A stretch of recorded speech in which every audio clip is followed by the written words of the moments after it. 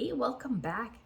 Thanks for being here with me today. I have a great episode for you today on several different tips that will help you reduce your heating bill. So these are things you can put in place right now to start saving money on your very next heating bill. So stay with me.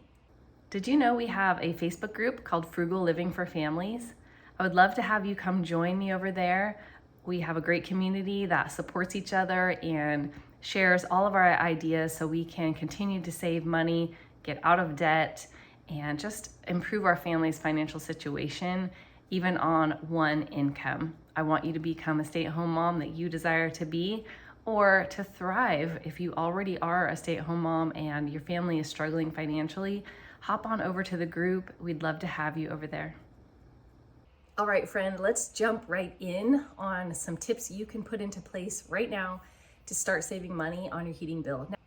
Now, this first one you've heard before, but I have some additional follow-up points that can help you out. So the first one is to lower your thermostat. I know you've heard this, to set it for a lower temperature, but here are some things that may help you with this. If this is something that doesn't appeal to you, maybe you're like me and tend to be on the cold side. I do not like reducing my thermostat, but these other ideas will help you be able to actually start lowering your thermostat, which will save you money right away. So the first one is when we are in a transition season, like fall, when summer's kind of turning into fall and it's starting to get cooler, see how long you can wait before you even turn the thermostat on at all. So this is something where you get those couple months where it's like some days are really cold, some days are hot. The weather is just up and down, up and down. If your area is anything like ours in Oregon, we can have 80-degree days in October and we can have 40-degree days. So it really depends. So I really try to get all the way to November before I even turn the thermostat on. Sometimes that just means I got to get through a day or two and then the weather is going to be warm again. So make sure you're watching your weather and plan accordingly. Also, just try lowering it 1 degree. That's it. To start, just lower it by 1 degree and see if you can tolerate it. See if it really makes any much difference to you or anyone in your family. You may forget about it and not even think about it. So you may be just fine with lowering it by 1 degree, and that actually will help your bill. Once you notice that you're fine or set a reminder for a couple days later, go ahead and try 1 more degree lower and just keep repeating this until you can see where you can get it to and still be comfortable in your home. Now, when you leave your home for long periods of time, even a few hours, that is a great time to lower your thermostat. So lower it if you're going to be out for the day, if you go to work and no one's home during the day. Try lowering it quite a bit. You may be a little cold when you come home, but you're probably still going to be wearing coats. You can just leave your coat on while you're rewarming your home back up. So that's a great way to save money when nobody is even here to feel it.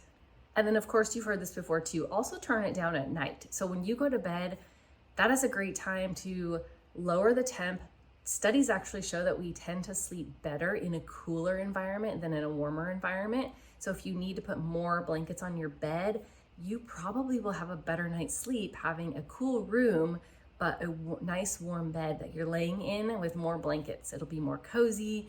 And that is when I have the best night's sleep.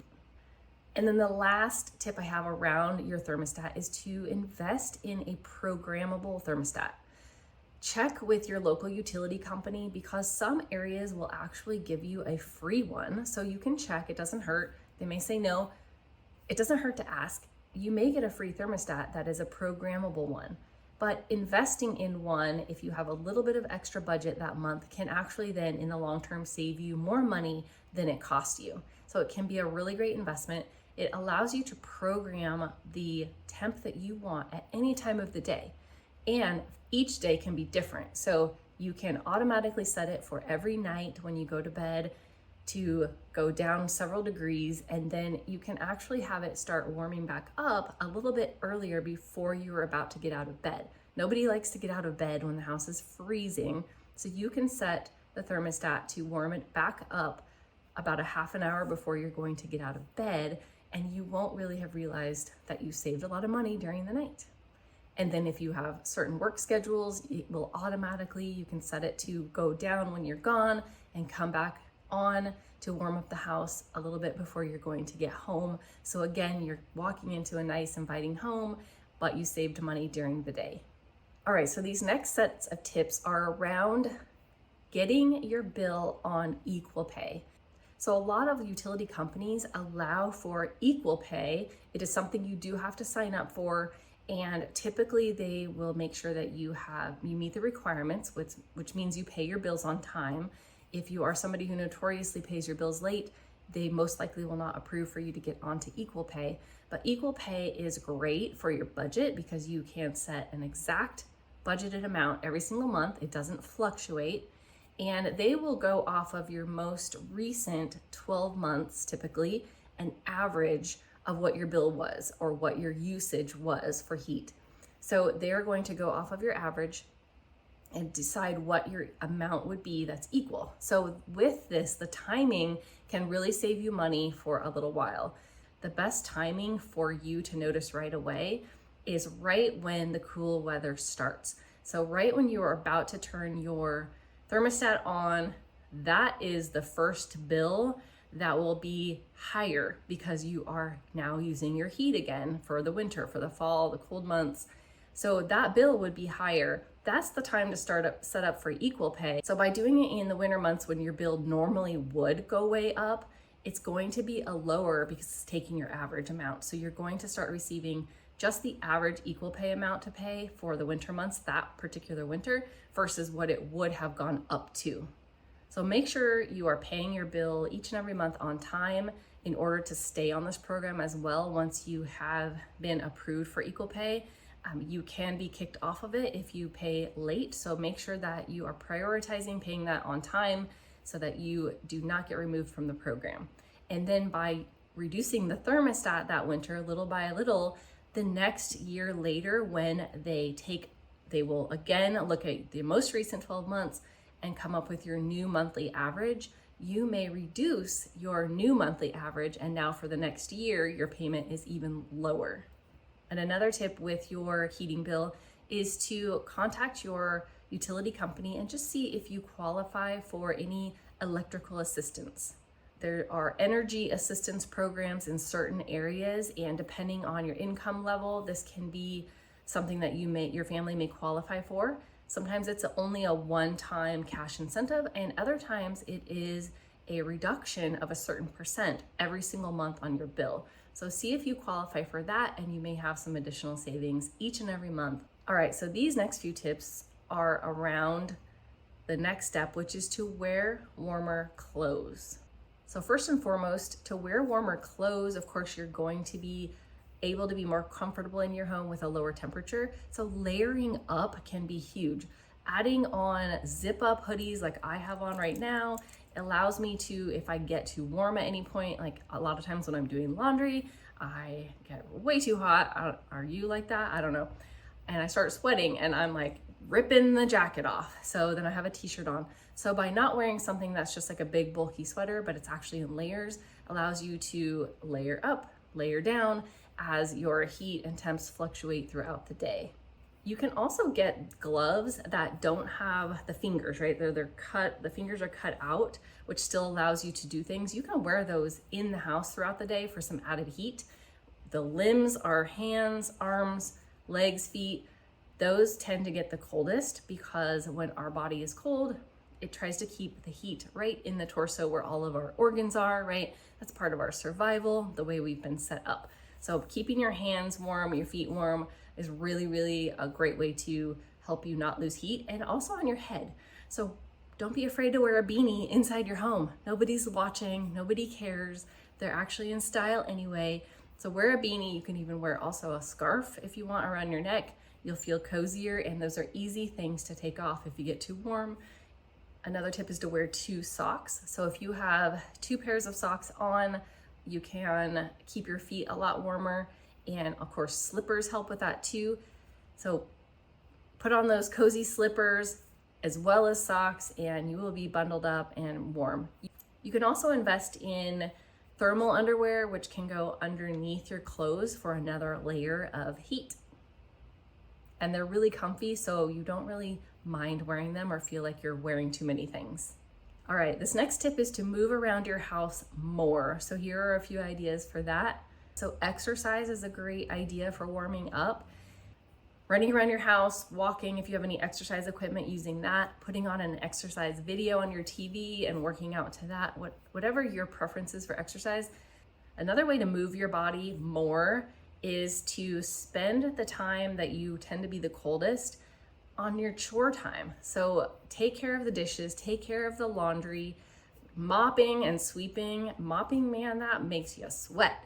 So choose that time for all of your errands and doing things that makes you up and moving around your house. You'll forget about how cold you are. You may actually get a little too warm. So chores, spending that time is a great time to warm up. And then just have some fun. Dance around your house. Get a dance party going on with your kids. Put on some fun music that they love. Get up, move your body, and your kids will have a great time. You will make some great memories. That's quality time. And even if you're by yourself, get up and dance. All right, this next tip is to cook and bake wisely. So what do I mean by that? Well, using your oven during the off-peak times is a great way to have your bill go up slower. So as you are using your appliances, there are certain peak times, and you can check with your utility company to find out what those peak times are. Think about when everybody else would be using their oven, it's going to be at dinner time, right? That is in your area going to be pretty universal time. So by using yours at an off-peak time, baking in maybe late morning, for example, can be a great way to save on your bill. And then also don't forget to open your oven door when you are done, so that let all of that heat that you've already paid to generate, let it out into your kitchen and it'll warm you up. You can also I love to stand there and put my hands over it and warm up my hands. Also, using some other methods for cooking can save you a lot of money. Things like your crock pot, if you have an instant pot, even just your microwave. By cooking with those appliances, you are going to be using less heat and less electricity for cooking your meals. So letting a crock pot cook your meal all day long versus turning on your oven will save you a lot of money, and it's a lot faster typically, and it's great to have dinner already ready to go. And then the last idea for that is to plan some meals that don't even require cooking. These can be great, like sandwiches, if you like pasta salads, anything that you can eat colder. Sometimes there are certain soups that you can make that are meant to eat cold. Veggie salad with a lot of veggies on it. So look for those easy times when you can make a meal that doesn't require cooking, and you'll just save you even more money. All right, another area that's really important for lowering your heating bill is to winterproof your house. There are many ways that you can do this, and some you may have heard and some you may have not. So see if any of these areas still need to be done for your home. And one is to seal any drafts that you feel. So this is around doors that go to the outside, front door, back door. If you have a door that goes from the garage to the outside, check and see if there's any drafts coming in. You can use weather stripping to help seal those drafts off, so that cool air is not coming in and your warm air is not going out. But also check all of your windows. So windows can be another area where some drafts come in as the caulking around the window maybe starts to break down. You may have areas where it just needs to be re-caulked in that spot, and it will help seal off a draft. If you have any rooms you don't use often, close the vents in those rooms. So for me, I have a vent in my laundry room that is not the vent to the outside, it is the vent for heat and air conditioning to come into that room. So I close that off. We don't use it very often. So any rooms that you don't tend to use, close those vents and prevent that heating from going into that room and costing you more money when no one is using that. Now, along also with the windows is when you have sun coming in on a certain area of your home, coming in through the windows, that's the time to open those curtains, open the blinds, let that sun pour in. So that sun will naturally heat up that room for you. And then at night, make sure you close all of your curtains and blinds to help just have an extra layer of insulation on your windows. I hope these tips have helped you out. I hope you found something today that you are going to implement into your family and see that if it changes your heating bill.